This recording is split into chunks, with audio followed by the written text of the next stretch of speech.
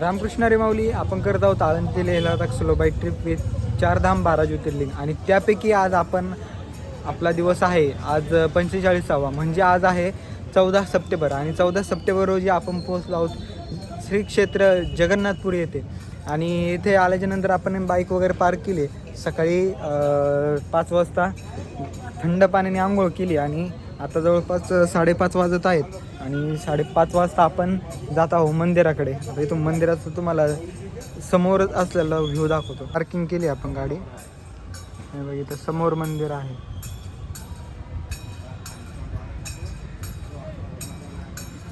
चला मंदिराकडे जाऊन पहिले दर्शन घेऊयात आणि मग बाकीचे व्हिडिओज फोटोज काढूयात. मंदिराच्या परिसराचा हा व्हिडिओ घेण्याचा मोह आवरत नाही मला, म्हणून हा आपण व्हिडिओ घेतोय.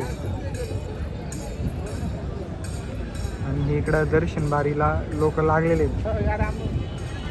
एवढी गर्दी बघा. सकाळी 5:30 पावणे 6 होत आहेत. सकाळच्या 5:30 पावणे 6 वाजता एवढी गर्दी आहे. दर्शन रांगा फुल झालेले आहेत. 6 वाजता आपण दर्शन बारीत लागलो होतो आणि आता जवळपास 8:30 वाजता आहेत. तर 8:30 वाजता आपण दर्शन करून वगैरे बाहेर आलेलो आहे. मोबाईल लॉकरमध्ये जमा केला असल्यामुळे आपल्याला काही व्हिडिओ वगैरे काहीच घेता आलं नाही. आणि आता फक्त मंदिराचं थोडासा परिसर बघून थोडेसे फोटोज व्हिडिओ काढून आपण जाणार आहोत कोणार्क मंदिर, जे सूर्यनारायणाचं मंदिर म्हटलं जातं. तर त्या ठिकाणी जाऊन आपण तिथले फोटोज व्हिडिओ घेऊया. तर चला इथला थोडासा परिसर बघूयात आधी. हा मंदिराच्या बाजूचा परिसर आहे.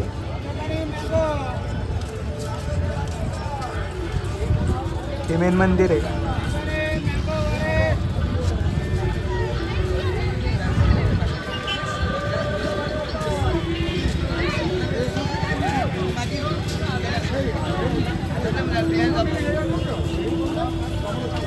इकडून दर्शन भारी.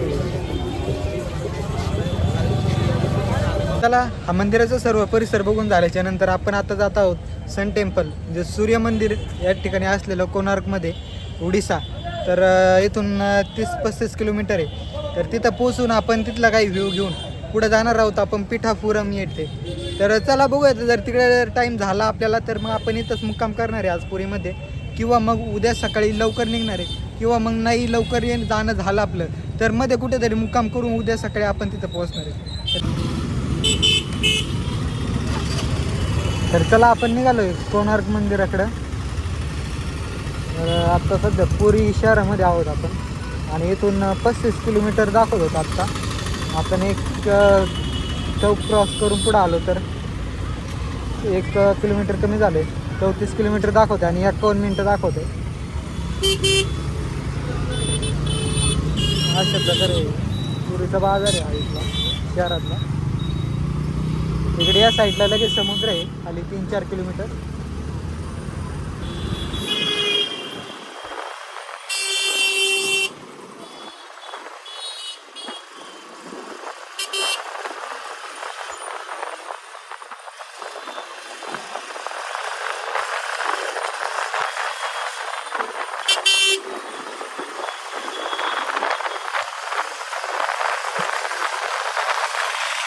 आणि फायनली आपण कोणार्क मंदिर इथं पोचलो आहे. इथं गाडी पार्क केली आहे आणि गाडी पार्क करून आता आपण पुढं जाणार आहे मंदिरामध्ये. पण लय ऊन आहे त्यामुळं आपण टोपी घालूयात. सकाळी 9:30-10च इतकं कडक ऊन होतं की नंतर इतकं असं झळायला लागत होतं अक्षरशः. इतकं कडक ऊन आहे इकडं समुद्राच्या कडेला असल्यामुळं. तर चला आता आज जाऊयात आपण. अशा प्रकारे तिकीट दिले त्यांनी गाडीसाठी 20 रुपये 2 तासांसाठी. आणि पुढं 1 मिनटं जरी झाला तरी ते म्हटले एक्स्ट्रा चार्जेस लागतील. बरं म्हटलं ठीक आहे, चालेल, काय हरकत नाही.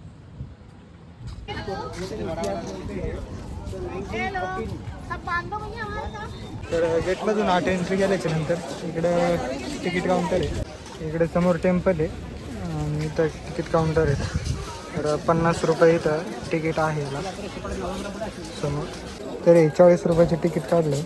हे तिकीट काढून थोडंसं पुढं आल्याच्या नंतर अशा प्रकारे तिकीट काउंटर आहेत आणि पाठीमागं मंदिर आहे, जे आपल्याला एंट्री करून मग आत सोडतात, त्याशिवाय सोडत नाही.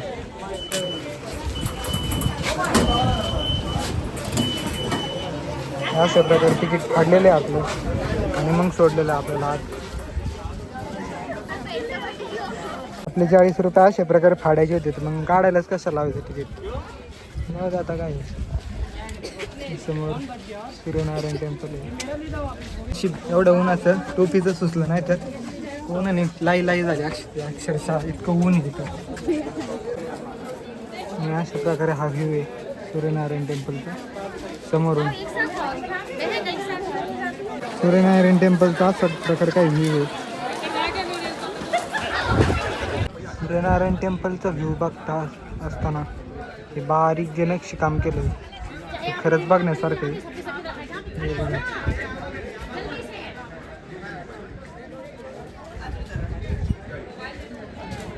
चक्र याच्यावर भगवंताचे अवतार आहेत सगळे.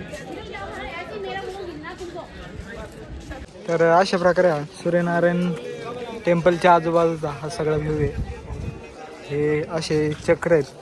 हे चक्र हे 24 ताशी घड्याळाचे मानले जातात.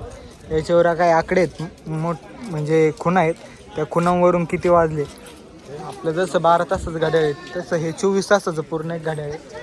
आणि हे रथाच्या चाकाच्या आकाराप्रमाणे म्हणजे सूर्यनारायणाचं जसं रथ आहे त्याला जे 7 घोडे आहेत वगैरे जो काही सगळं त्यांचं ते स्ट्रक्चर आहे त्याच्याचप्रमाणे हे मंदिरसुद्धा बनवलेलं आहे. सध्या भारत सरकारने इन्फ्रास्ट्रक्चर उभारलं आहे मंदिराच्या पुनर्निर्मितीसाठी.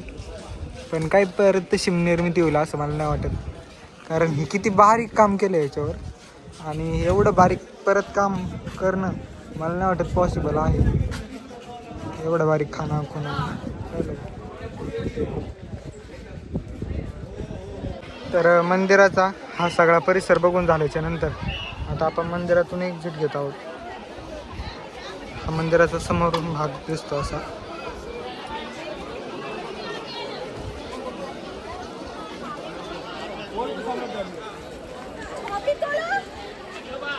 आणि ज्यांचं मंदिर आहे ते सध्या ढगात आहेत. तर चला अशा प्रकारे असलेलं आहे सूर्यनारायण मंदिर. तुम्हाला कसं वाटलं हे कळवा. आणि आता आपण एक्झिट करून बाहेर निघणार आहोत. तर पार्किंगला गेल्याच्या नंतर तुम्हाला तिथं एक थोडासा व्हिडिओ घेतो. आणि आपण आज पुढं जाणार आहोत ते पिठापुरम या ठिकाणी. पिठापुरम म्हणजे आंध्र प्रदेशमध्ये आहे आणि तेथे साक्षात दत्त भगवानांची जन्मभूमी असं त्या ठिकाणीचं महत्त्व आहे. त्या ठिकाणी आपण आत्ता जाणार आहोत.